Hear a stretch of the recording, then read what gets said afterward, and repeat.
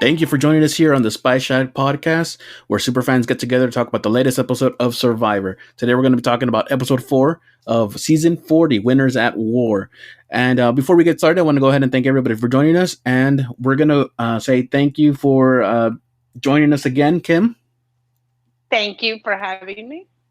And re-welcome to my original co-host, Mark.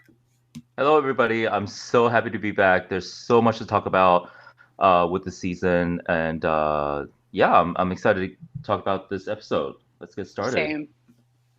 And we'll just jump right into it, right? Let's go. But actually, you know what? Before we jump into it, I want to ask everybody who's listening to us on, let's say, YouTube, make sure to subscribe, make sure to give us a thumbs up, and comment. If you comment, we'll go ahead and make sure to give you a shout out. On any other platform, go ahead and just subscribe and let us know what you think of the podcast. Let's just go ahead and jump right into season 40, episode 4. Like, before we get started, can I just air something? Can we just talk about how traumatic this season has been already before this episode? Well, you mean like all our couple of weeks of favorites going out? Oh yeah. Yeah, Natalie was a rough one for me. Especially she's the first one.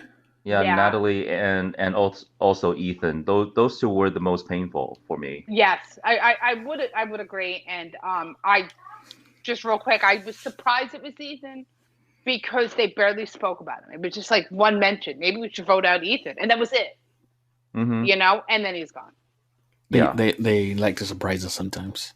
I know, but they've been good at it this year. And Natalie's becoming like the queen of extinction, and I'm really she's a beast out there. I love seeing that. So what do you guys think of this week as far as Tyson going home so early in the game? Was there enough Tyson? Was it too much Tyson? Personally, I'm not the biggest fan of Tyson, but I can deal with him on screen. Okay, we're going straight there. We're going straight to Tyson? Straight to Tyson. I am personally okay with Tyson being voted out. Unfortunately, there are a lot of other people that need some screen time. So, I mean, Tyson has done a lot in the recent seasons. So, not that I didn't root for him, because he did play a really good game those seasons that he won. But this season, he didn't really seem to be trying. For me, I was not happy it was him, but I didn't want it to be Sandra. So there was other people. I didn't want it to be Tony or Sarah. So if I had to lose Tyson for them to be safe, I was okay with it. But I would have preferred it be Nick. Yeah, well, the thing is, like, Nick, I was a fan of Nick during his season, but we have hardly seen him at all this season. That's a good thing. Well, I don't know. That's a good thing because usually if they're invisible, they're not going home. Yeah. However, we have seen every once in a while where the invisible person becomes very visible all of a sudden, and then they're booted. Like I said before, Tyson was not someone that I love in Survivor. I can deal with him, but he's left me a really bad I guess I can say distaste. I guess since he was in Tocantins, where he was, I felt like he was more of a bully than anything else, and I just couldn't. I've never been able to get to like him as much as other people do, but I don't hate him, and I if he's on the screen, he's fine, whatever, I guess. But I'm not gonna miss him if he that he's gone. Yeah, he tried to take out Sandra. I think that's plenty for me to want him out. That's plenty of sin to get booted. Yep. Oh yeah. How do you guys think of his outro with the fire coin, giving it to Nick? I liked it. That was interesting. Do you guys think that he knew all along that he was that Nick was that he was Nick's favorite player? Yeah, Nick probably told him. Right. We just didn't see it on because, like I said, we haven't seen much of Nick. Well, I don't know. I don't remember from David versus Goliath if Nick was seen as someone who was lazy around camp. I don't remember that or not, if he was or not. But he seems to be that in that case this time around. Yeah, I don't remember either. Yeah. If he was, nobody said anything. Yeah. So Nick gets the fire token, but what do you guys think Tyson could have done to save his game this week? I don't know. No, not there. There wasn't much. I'm looking at my notes, and there probably wasn't much that he could do because Sandra's gunning for him, Wendell's gunning for him, and then those two were actively talking to other people to try to swing them towards voting for Tyson. And I think that's a lot of legwork to overcome. Yeah, I think Tyson was in a bad spot from the beginning, and it didn't help when he went up to Yul and told him that he wanted to vote out Sandra, which Sandra isn't necessarily part of Yul's alliance, but he did say he wanted her there as a shield. Yeah. So there was no way he was going to get rid of her, and that really went downhill for Tyson as soon as that happened. Yeah. I don't think there's anything he could have done this time around. I think they let him think that was gonna happen. Although he did almost move the alliance of Sarah, Tony, and Sandra to vote out Nick, but of course Sandra was the one that was. I think she stuck to her guns, and I think she might be right. I think she is right that Tyson is way too dangerous to keep around in camp. Yeah, but you have to also understand that more people voted for Tyson out than just the extra of Sandra vote. I think she changed votes. Oh, that's what I'm saying. I think we see more often now that people will decide just to stay on the same side and vote the same way rather than just let one person vote the other way. I think that Sandra was just lying for the camera or editing to, make us think maybe. I don't think she ever intended to keep Tyson. I think she said it just to say it. I don't think she intended on keeping Tyson at all. I don't think No. I never believed that she was going to keep Tyson. No. Yeah, no way. So, just wanted to jump into that. I wanted to see what you guys thought of the boot, and we'll come back around to that.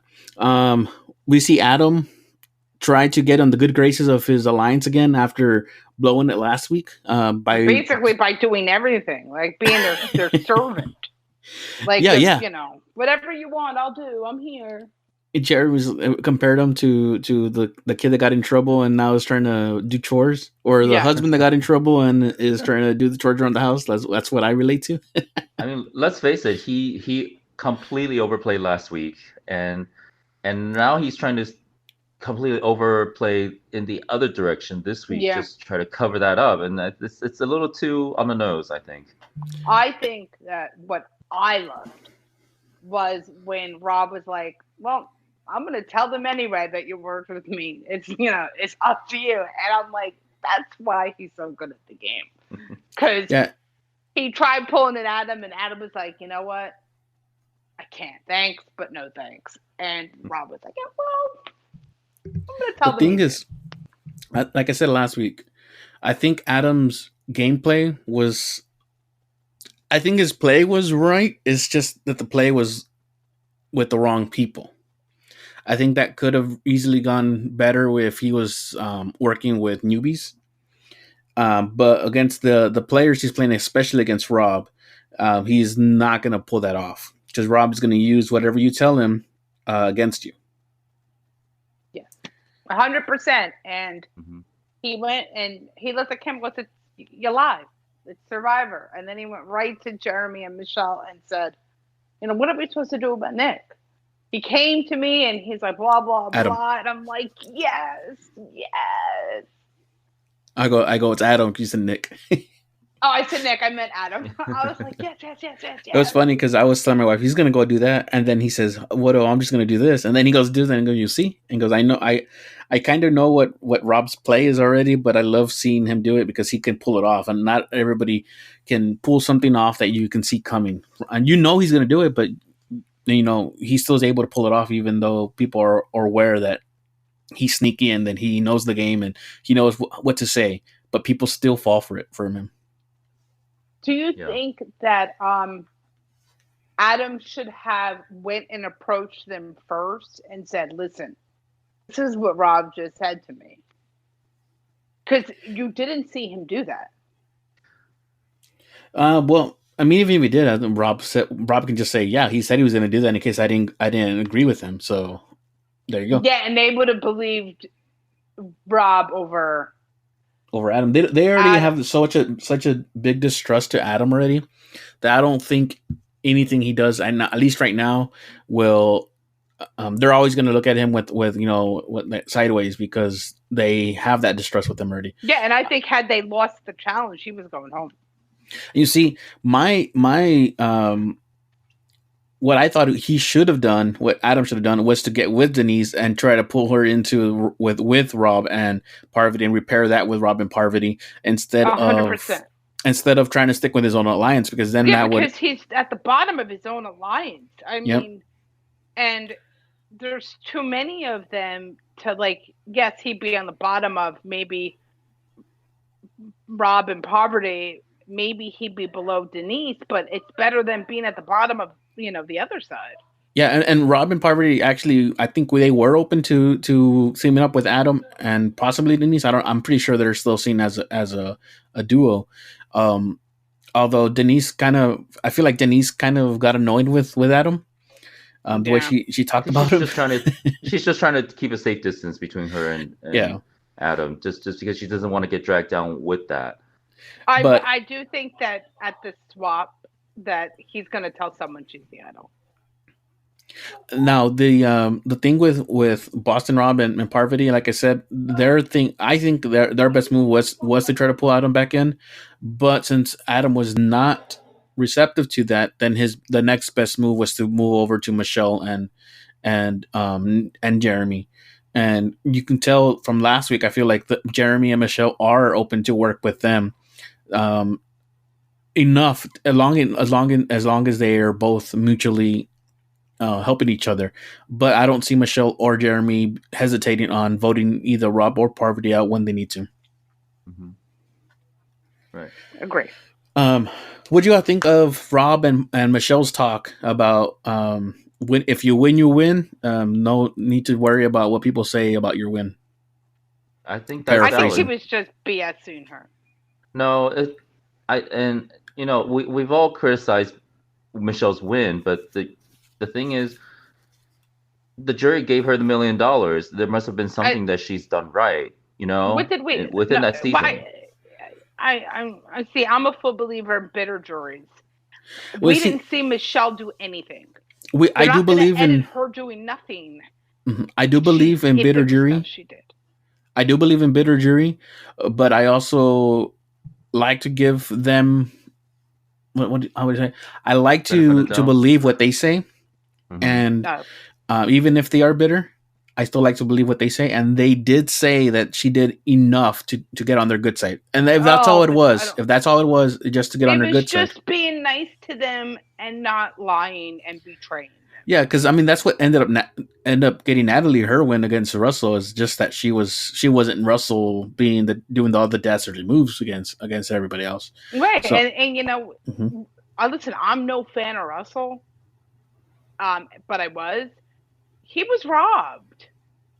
Yeah, and that's what I'm saying is at the end of the day, I can't let that go. Like I hate bitter juries.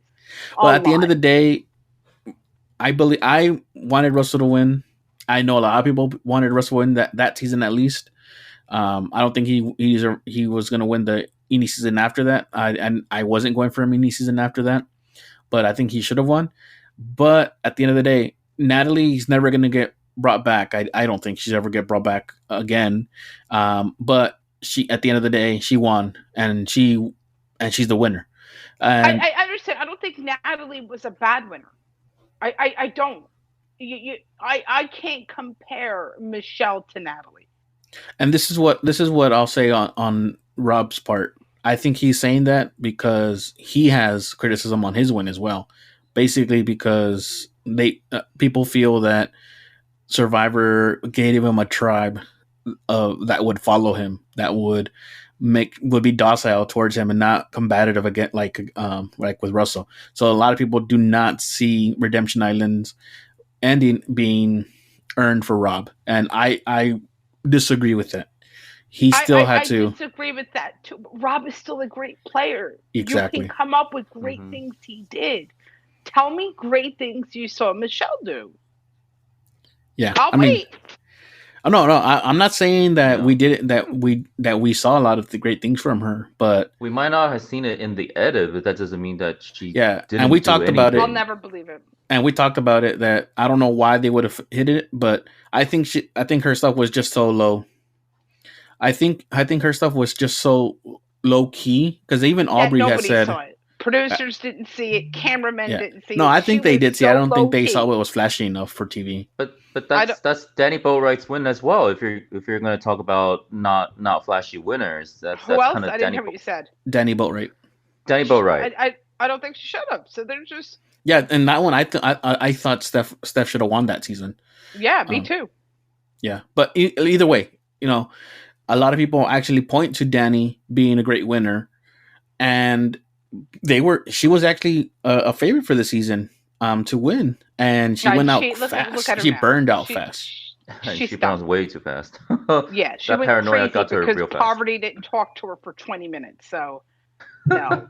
I mean, listen. But I do think that this jury will not be bitter. Yeah. It's hard this jury isn't going to go out as a bitter jury. They're not going to live with that. I'm not sure about that. They're going to vote for the best player, regardless if they stabbed him in the back or the front. They're going to try, but I don't know. You have there are seasons that were bitter juries, and they will never get rid of that legacy. Nobody wants that. Here's the thing. These are 20 winners, and they came in with an expectation, and then right on the starting mat, they dropped the $2 million. And if you think people are not going to get bitter over this, you are setting some sort of high expectation that they're all going to be saints about this. Maybe we have, we have Ben out there. I mean, did Ben deserve to win his season? I think that's debatable. Yeah, I mean, I think every single season. Oh, not every single season. I think a lot of seasons you can go back and say did they deserve to win or not. But here's the thing: at the end of the day, I still believe the winner is a winner. Mm-hmm. Whether they truly did everything they needed to do to win is another thing. But the winner is a winner. I won't discredit the winner, and I can at least see her. I'll give her credit for wanting to improve on that. She doesn't want to win another season if it means staying in the background. So she is in the front. I will give you that. I now see her moves. Rob is trying to talk up Michelle just because they were down in the numbers. Let's just put down the facts. That's exactly what he was doing.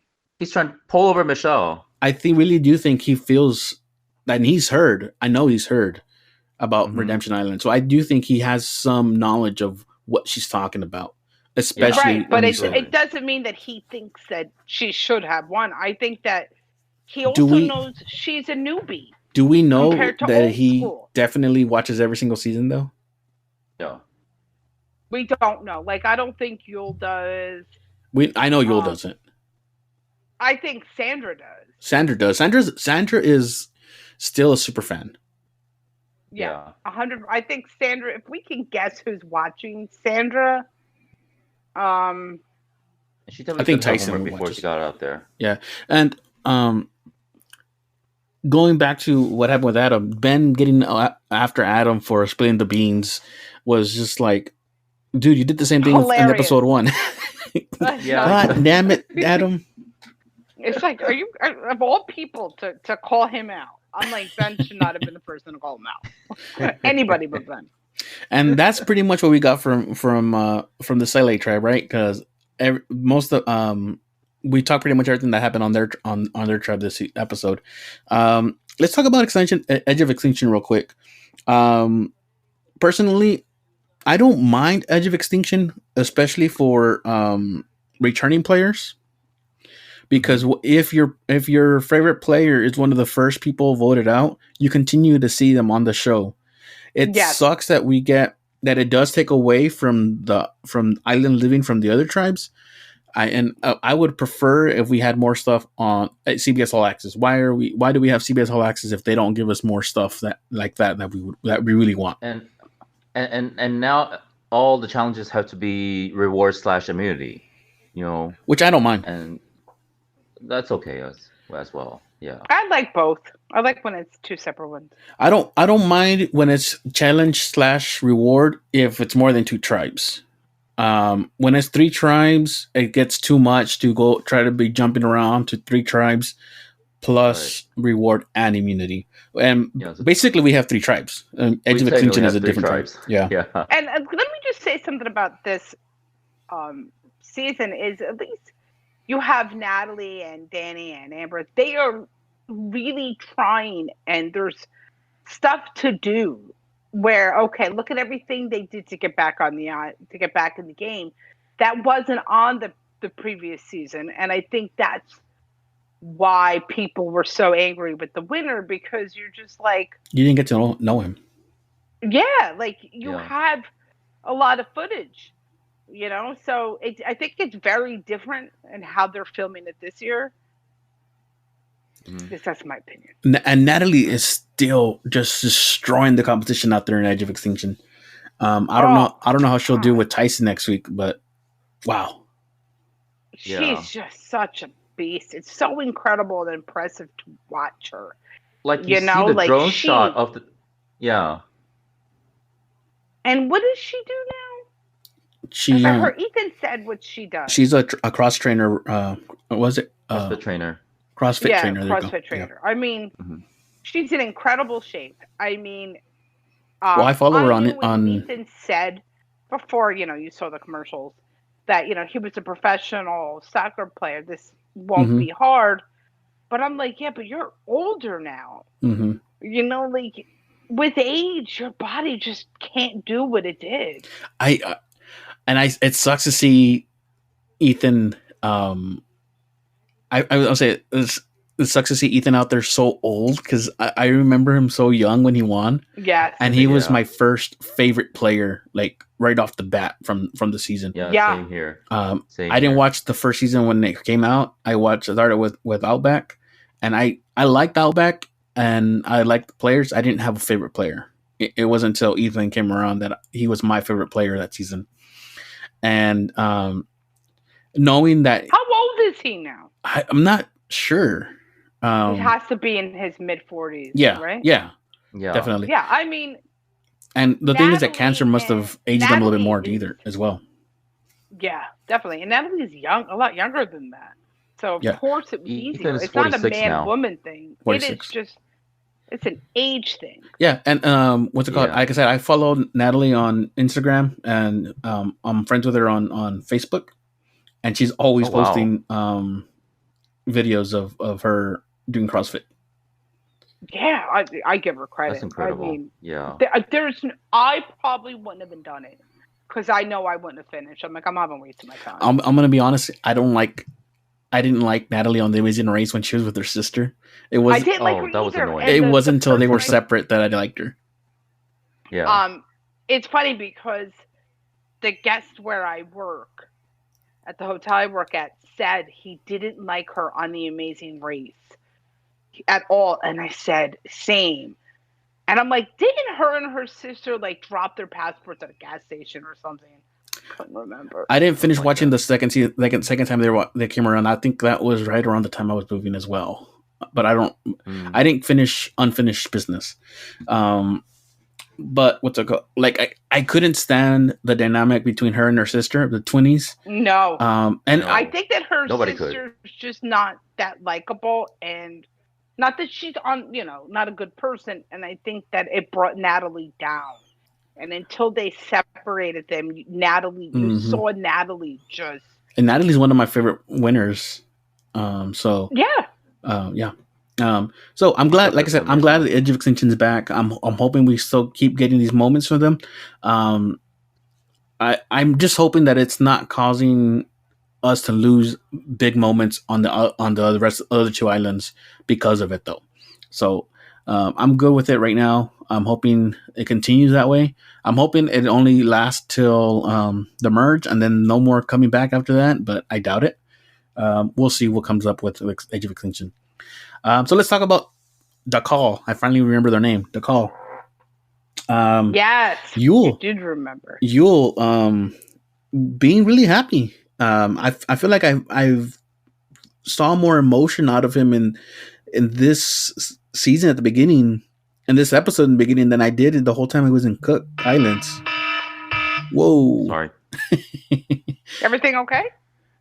Everything okay? My morning alarm just went off for some reason. Yeah, guys, if y'all don't remember, apologies. Mark is from the other side of the globe. Yes. So it's a Anyways, back different to time over there. back to the Call. But like, yeah, like I don't remember Yul being so expressive as he was on the island. Not necessarily in the interviews, but on actual island itself. I like Yul, like I said before. It's kind of hard to. I know some people think he's boring, and I think he is a little bit boring, but he has not as boring as Sophie. Exactly. But I think he even though he is a little boring and he's always about numbers and he's always about strategy and always thinking about that, and he always wants it to be orderly. He's really, really like wicked smart. Yes, so but he's he's charismatic for a boring person, if that makes sense. Like I said last week. Yes, he is. Right.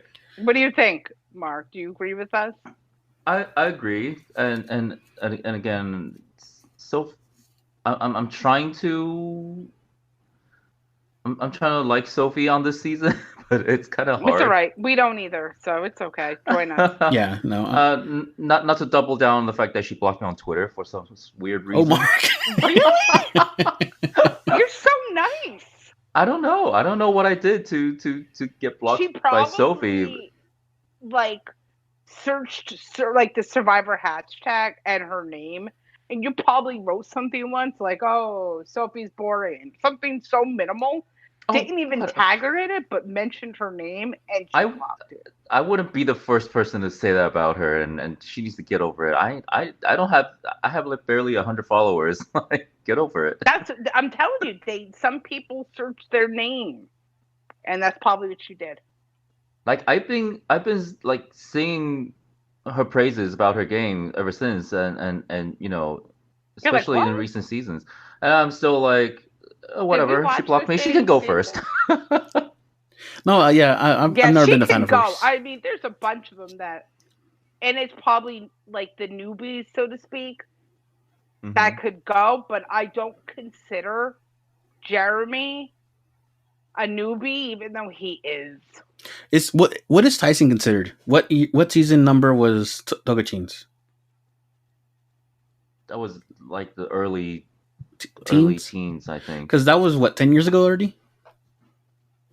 At least. So yeah, I guess 19. But I think a lot of it has to do with age for me too. Like Jeremy's older, Tony's older, and I look at them and I just don't think newbies.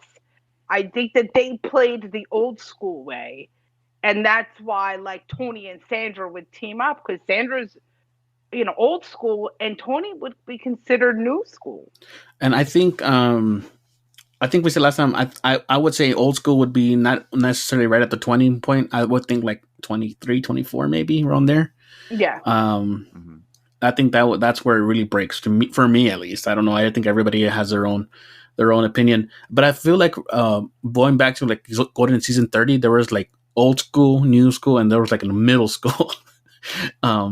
In between, over that. There's definitely middle school. Like Tony, Sarah are middle school for me. Yeah. Jeremy, Wendell are middle school. Wendell might be a little bit newer, but yeah. Jeremy's definitely middle. I really liked Sarah in this episode. I feel like we saw a lot different aspect from her than we normally do with Sarah. Sarah's usually really, really like concentrated in the game, very serious, and I feel like we got a lot more playful Sarah this episode. Yeah, season. I'm definitely Team Sarah this season, and I'm really happy I have her in my draft. Yeah, this is with this what she's been doing this episode, and that whole spy mission last week. Oh, it was so great. Yeah, it was. She's giving us a lot of fun moments, and I'm really enjoying this part of Sarah as well. Yeah, and Right. that's why I'm still saying that I really do believe that she will be. She has a chance of being the winner. Mark, since you haven't been here, we'll do it now. Who is your winner pick? My winner pick, like pre-season winner pick. Yeah, don't tell me Natalie. Unfortunately, it was Ethan. Well, I mean, remember that can still happen. That can still happen, and I. But right now, it looks like Natalie has the best chance of coming back into the game. Yeah, right. She has so many tokens. She's gonna be able to get herself an advantage. Now, at the beginning of the season, before the season started, Probst came out and said that there was not going to be any Edge of Extinction anytime soon. So, do you all think that maybe, just maybe, another Edge of Extinction player wins? Maybe. I mean, probably. How many? But they might just be done with it. How many players were in Edge of Extinction 2 years ago? It was like 16 or 17. It was a bunch of them. It was a big jury. Right. So I mean, it could be any. It could literally be just. They had 18 someone players. Who was they had one person way too much. I'll just tell you that because Devin should have won that season. You could have like somebody get voted out at the very end, go to Edge and come back. True. So I don't think it necessarily means someone there wins because it would be like Natalie, I guess, winning. I wouldn't mind Natalie winning because if Natalie were to come back and win, I think that really just solidifies her game because it's not necessarily the same thing as her first season, but she lost her sister in the very first episode in her first season, and then she won. And she was out, right? Exactly, yeah. But this Edge of Extinction is so much different than the last time. Like, they have to do a lot to, really earn their keep. And I think that's why they changed it, because people they didn't do anything. I don't mind if it keeps coming back from returning season, like I said. So, well, hopefully it'll come back. We jump from Decal back into Edge of Extinction. The immunity / reward challenge. What the heck happened? I it was weird. Nick and Sarah were working on that puzzle while Adam, and I don't know why it had to be Adam going over and over again. Yeah. Right, but not just that. I need to know why they even chose Adam. Adam is the shortest guy on that tribe. Yeah. Well, because the other guys were stronger to pull. I'm just standing there. I'm like, why isn't Jeremy or Ben on? Well, no, they can't. They couldn't because they were pulling the boat. But Adam could pull the boat as well. Yeah. Maybe they should have thought of a different strategy because, granted, they won anyway. But the three they picked to do that, they had to figure out you had to jump high. So why didn't you pick the two oldest women? And Adam. Do you think... Not that poverty doesn't look... Not that they're not in great shape. But again, age plays a big role. Do you think that... Even though Terry probably will be like, hello. Do you think that Parv and Denise and Michelle... Who was the one that was jumping? It was Parv, Michelle? It was Parv, Denise. Denise, okay. Parv, Denise, and Adam. Do you think that they tried again and we just didn't see it and we just kept seeing Adam going up because of time, whatever? Or they just wanted to show us that little arc? Because I don't see why it would have to be just him going over and over again. You think by the last time he jumped, he was so exhausted? No, because you would have... No, I don't think so. I mean, I don't know. I would like to know the answer to that. If anybody knows the answer, I would think he would just be so exhausted by the end. Yeah, but I think they put Adam in that position so that they can have somebody to put throw under the bus when they lose. Yeah, you lost us the challenge. But they catch up. Rob is able to. I feel like Rob almost did that all by himself because Michelle was the one helping him, right? So, pretty much. Yeah, he did it by himself. Now, and it was an amazing comeback. And like going into the challenge, going into the episode, I just didn't think they lost. I just said, no, they're not going to lose again. There's no way. But then I'm like, well, maybe they do. Because we're losing bad. I was like, how are they going to come back from this? They're basically done with their puzzle. The thing that is that and they're not even out of the boat yet. If you rewind that challenge, you can see on Nick's puzzle there was a block that was missing, and they were continue going up. And I feel like that's the reason why they pulled it apart, because they couldn't get to that block. They couldn't put anything in that little space, that void. So they had to pull everything back up because they had missed a spot. And everyone was like, why the heck did they pull it apart? It was because they missed a spot at the very beginning, and there was no way for them to fill it without taking it apart. That was a big mistake, especially since he played that puzzle in his season and won. Mm-hmm. Yeah, that was. Yeah, it was. Rob beasted through it. It was crazy. I was like, holy crap, they're gonna win this. Well, that's why I was so confused as to why Rob did so bad at that second puzzle in episode 2 after Amber was voted out. But we're gonna say it was because of that. I think he got flustered. Yeah, he was so angry. Yeah, and now we pull full circle here, because DeCall loses after an epic comeback from Sele. Rob. From Rob, yeah. And we go back to DeCall, and this is where the whole Nick or Tyson debate comes across. And of course, Tyson doesn't get the numbers in his way. Nick did throw a vote towards Kim.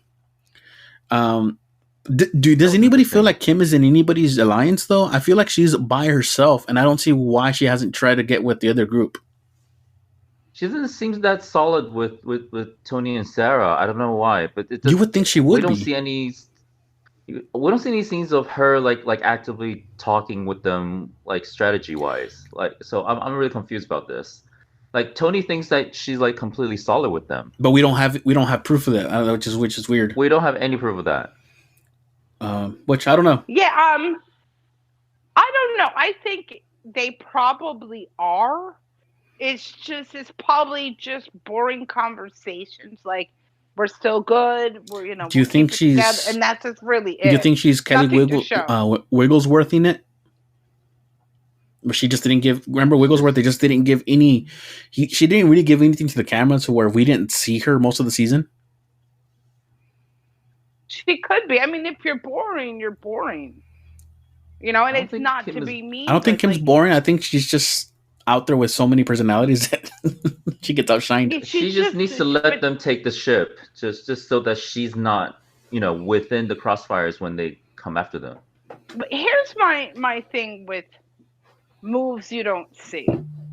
You have your diary sessions, mm-hmm. and this is where you could say what you want with nobody else hearing you, right? So if these people are making these moves and they're doing these things that maybe others aren't seeing, you want the viewers at home to know. So that's my thing with like Kim and Michelle and all them, that why not tell me what you're doing? That's it. Like, from other players, you're getting what they're doing. But here's we are getting confessionals from Michelle, but we're not getting a lot of confessionals from Kim. So we do understand a little bit more about Michelle's game, and we're not getting as much from Kim. But I'm talking Michelle previous season. Like, I'm seeing what true. Michelle is doing. I think Kim, I'm seeing it. She doesn't just have to tell me. She tells us, and you see it.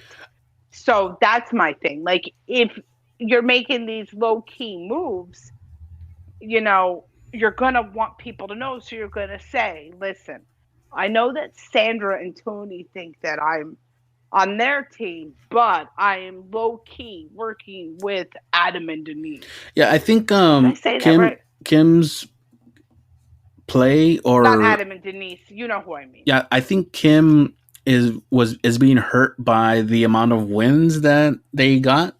So we got less time with them. I'm hoping that's it. I want to see a little bit more of her, especially since she's representing the 210. I'm all right with that. But I'm hoping that's the case. I'm hoping that we're not seeing her because her team's won so much, and we haven't had a lot of time with that tribe.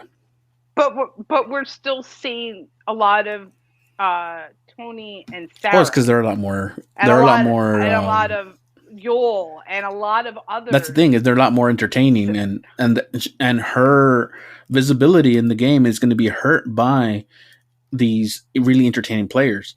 And like I said at the beginning, but I just don't think that she's in. I think she's just at the bottom. Of everything. No, she is. I believe that. Like, if there wasn't this swap coming up, I think if they lose another one, would lose again, she's gone. So yeah, she would have been gone. Jumping to that next week, because we already talked about the elimination. Right. Michelle's ex, question mark Wendell. Yeah. For those of you who don't know. When did they date? Like, I did not know this, and I'm like, ex? What? Who? I did some Twitter sleuthing, with just pretty much just checking what people were saying, and it's Wendell. And they even have a screenshot of them hanging out on Instagram or something like that. Gee. But I think that these are both level-headed, smart people. I don't think they're going to be bitter or go against each other. Only if it was a bad breakup. They're grown up, and what? Only if it was a bad breakup. I think if it was a bad breakup, they wouldn't have had them both on. Oh, you never know that. You never know that. You don't know that. I think that's exactly why they would have them on. I would agree if season 39 didn't happen. Remember Big Brother 4 when June and G. Her ex. They were bitter exes, and she made it work, and I think. That's what I think will happen here. I think these two have the potential to go in that direction. You think they can rob and Amber it? I think they will. I think that it's actually going to help their games, because now they're both new school players, and I think that. But it really just depends who else is on that tribe. So, going back to what I just asked, do you think they will rob and Amber it, or do you think anybody else has the possibility of being able to meet on Survivor, make it all the way to the end, and stay together after 10 years now? That's even like 15 years now, right? But they've also were together and broke up, so I don't think they'll get back together, and I don't think they'll make final 2.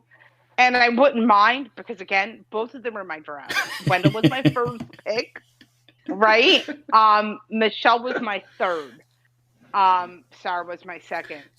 But I don't think that they have the gameplay that Rob does. Even if you put them combined, I don't know. I feel they're like not as good as just Rob.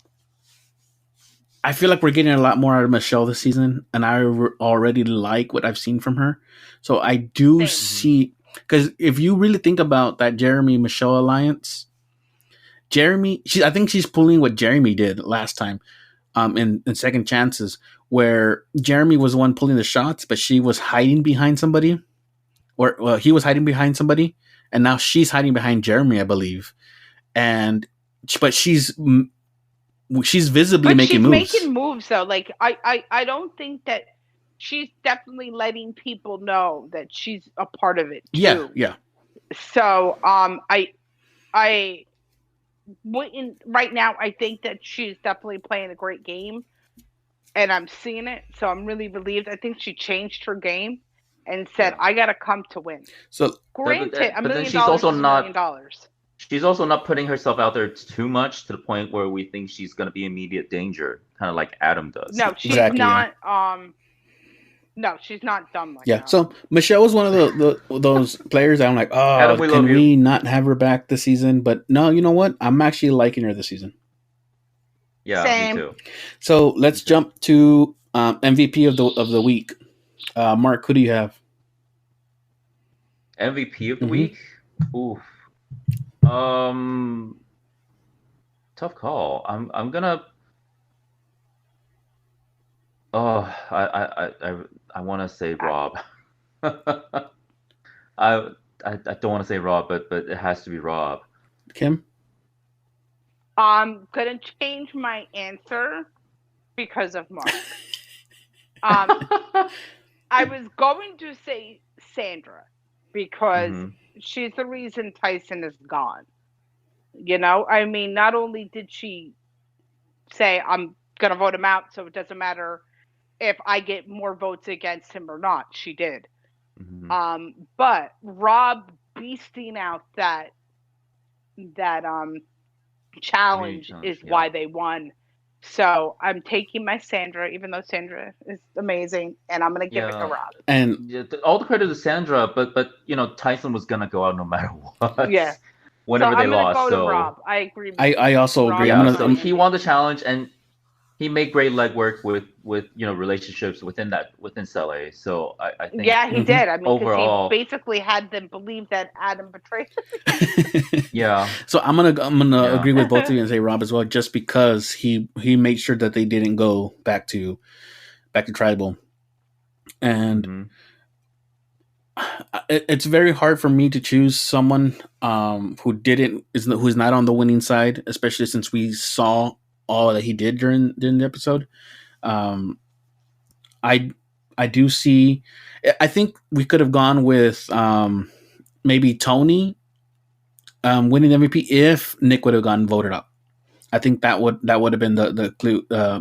That would have been Tony, because I think he would have been the one that did the legwork to get Nick voted out.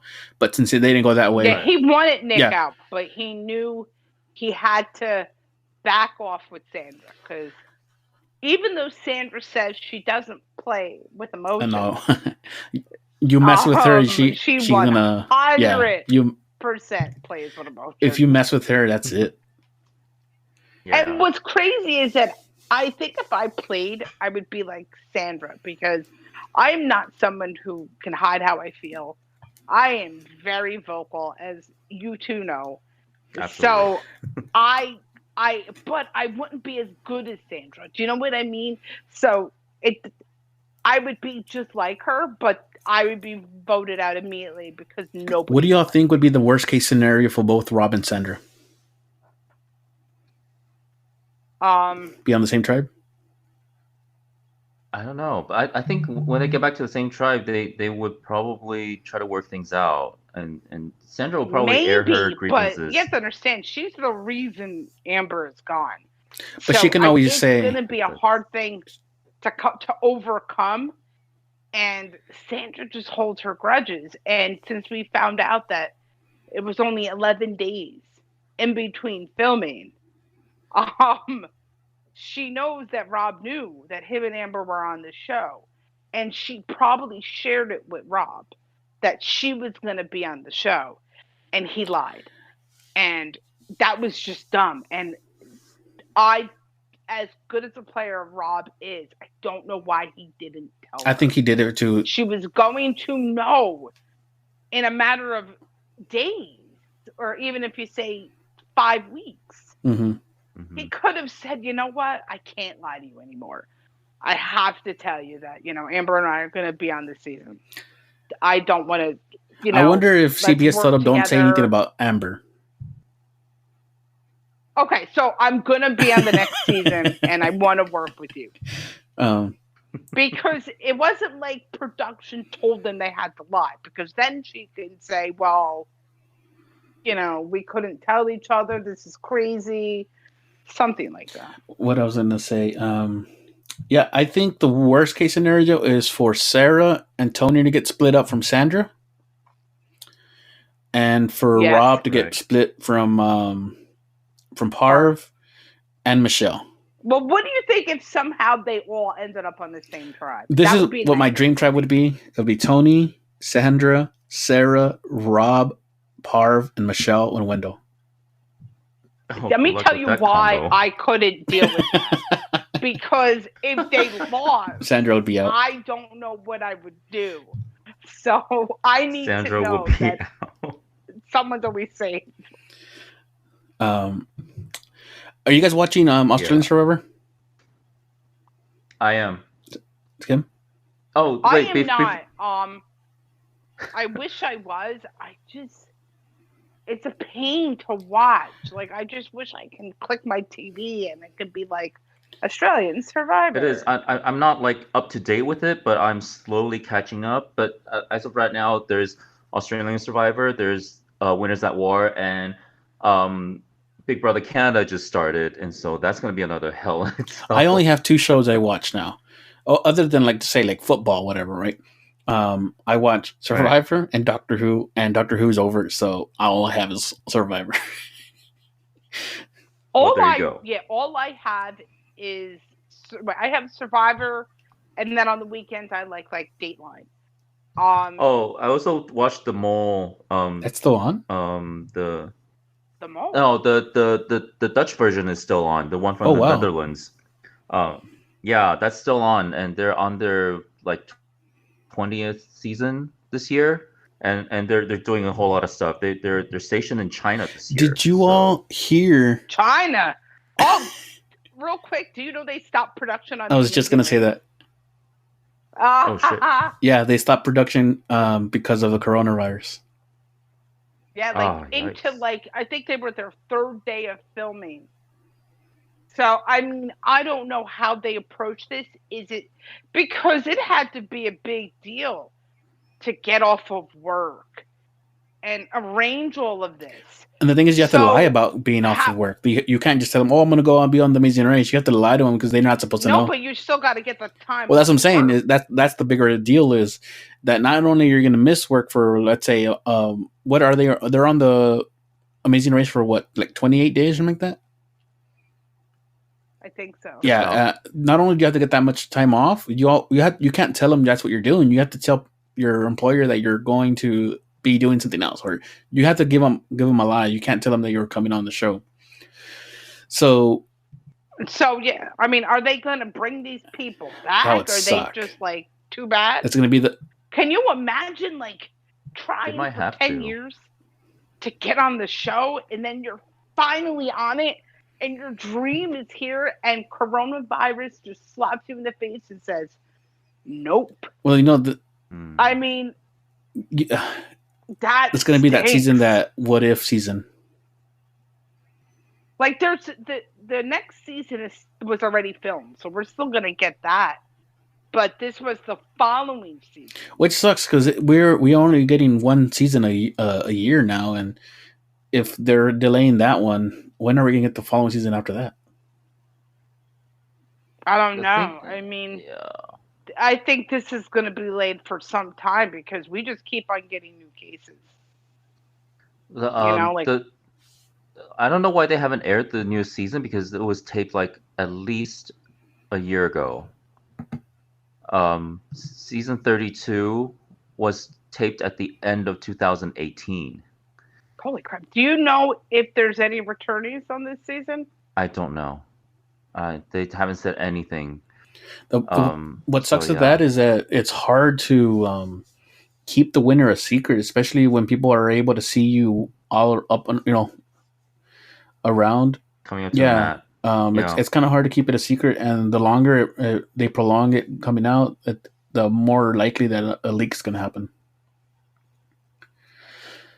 Yeah, I mean, I don't watch The Bachelor, but I mean, some people have predicted the winner because of Venmo.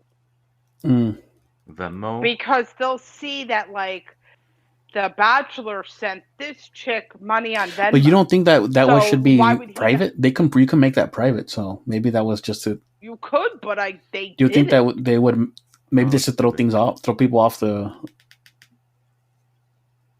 I don't think so. My wife watches that. And then, like, this year, like, everybody's private but one person, and it's just... I don't watch it. I read it, because I can't watch a show of a bunch of thirsty people, men or women, fighting over, like, one dude or chick. Like, no thanks. I will never understand how anyone could not go on it, much less watch it. It's a big thing. Any other reality TV news? The Challenge 35 I know is coming out. And, Jay from Survivor is going to be on it. I've dropped off on the challenge mainly. I used to watch it. I watched it for a couple seasons, but the thing is, it got sweet so much where it was like the challenge would air. It'd be like a week, and then all of a sudden there's a new challenge coming out already again. I'm like, MTV, give us a break.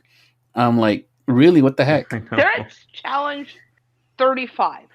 Okay, now Real World only aired like 20-something years ago, so the challenge wasn't even a thought then, because you have to understand that we had road rules. Like, I don't even think the challenge started like maybe 10-something years ago. No, it started when I was in high school. Because remember, it started off as the the Real World Road Rules Challenge. And I was still in high school when that happened, and I've been out of high school for now 17 years. I remember Real World versus Road Rules, but like, they haven't had a Road Rules. Do they even have Real World anymore? I think they do. They do.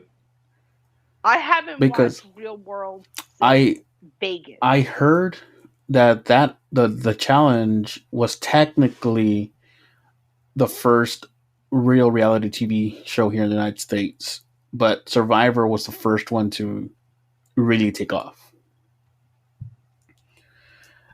So the challenge, the Real World Road Rule Challenge, that one. Oh, okay. I might have watched, but I think that was once a year, and maybe not every year. And now it's like every freaking 6 months there's a new one. I'm like, dude. Yeah. I just they do 2 a year, and they have the same. Exactly. That's what upsets me. Like, I like this Johnny Bananas and this JT. I mean, I think they've been on it for like they make their life years. off it now. And this is, I'm saying it because as someone who likes the show, it's just there's a lot of. Why would you want to see this Johnny Bananas person, as entertaining as he might be, over? Exactly. That's actually why I stopped. Like, doesn't it get? Yeah, that's why I stopped watching.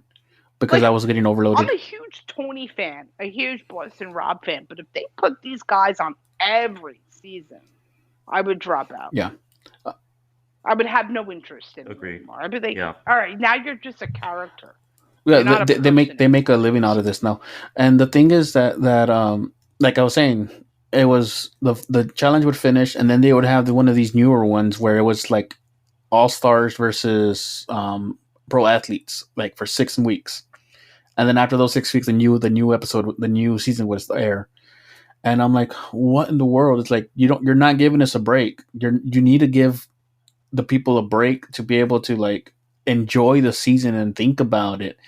Which is, I feel, why Survivor between seasons gets this this hype of the preseason and all that, because you're getting ready to come back to Survivor. Where that you didn't have that, and I feel like part of it was because I think MTV was scared that people would not come back, and what better way to keep people is if you keep showing the show. But yeah, that's. I probably haven't watched MTV since Real World Vegas. I've seen a couple seasons of Are You the One? It was the first season. I stopped watching maybe the first few episodes because I'm like, this isn't what it was.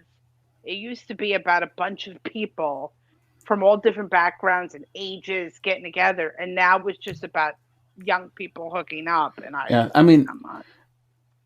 I mean, Survivor's done a evolution on that as well. We don't get that whole people that would normally not meet getting together and becoming friends that you would not think, like, Richard and Rudy, you would never think that they would become friends. And you don't get that as much anymore. You still get some friendships, long life friendships still, but you don't get that out of. I don't know how to explain it. You don't get that type of relationship anymore. And we don't see it on the island anymore. It's mostly about searching for idols or searching for clues for advantages and all that. And I get it. And Survivor had to do what it had to do to try to stay fresh, to try to keep viewers, and it's been working. They continuously win their block, right? But it I still like and enjoy Survivor. It's just not the same show that when we first started. With that, I think we talked about 15 minutes of reality TV, which is fine. With that, I'm going to go ahead and let's try to do one prediction. Who do y'all think goes home, even though we don't know where they fall? Before we get to that, there's that one little funny scene when Tyson got to Edge of Extinction, and he's like, "You guys have so much firewood," and Natalie was like, "Oh yeah, that was dude, great. You have no idea." That was the one bright spot out of the entire episode. It's like, you guys have so much firewood. So, like I said, Edge of Extinction has its moments. Prediction time. Without knowing who falls on what, other than probably Wendell and Michelle are in the same on the same island. Who do y'all think going home next week?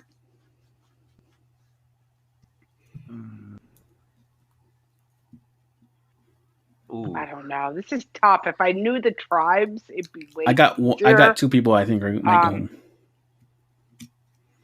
Adam.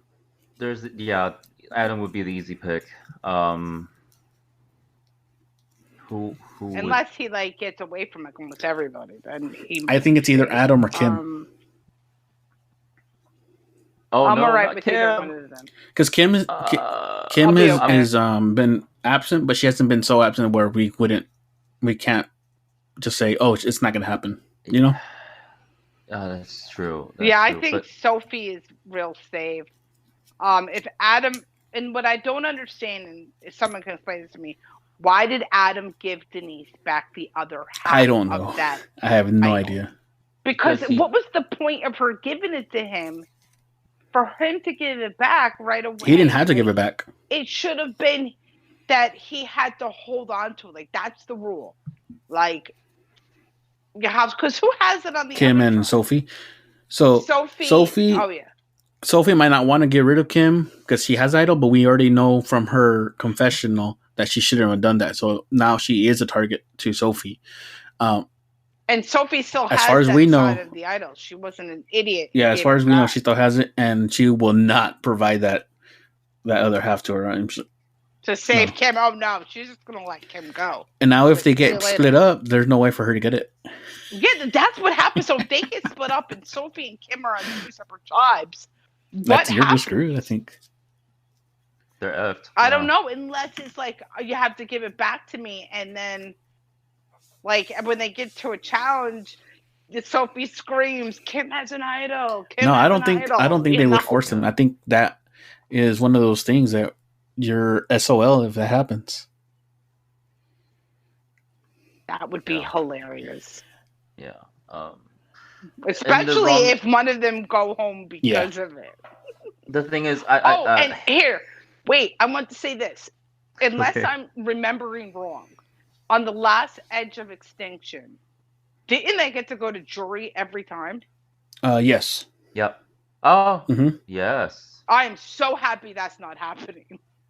Oh yeah, they're not doing. They're not doing that here. No. We haven't seen them. Oh no! They didn't come. They have not jury. They didn't come. They didn't come to the jury every single time. They came to jury after the merge. Mm-hmm. Merge. Yep. Oh. It was only after merge that they start sitting in the jury seats. But no matter how the tribe split down, I think Rob and Parvati are still going to be in trouble because they don't have relationships on the other tribe, and they're down the numbers on their side as well. So I think Rob and Parvati might be in a lot of trouble. I think Tony and Sarah both said they would work with Rob and Parv.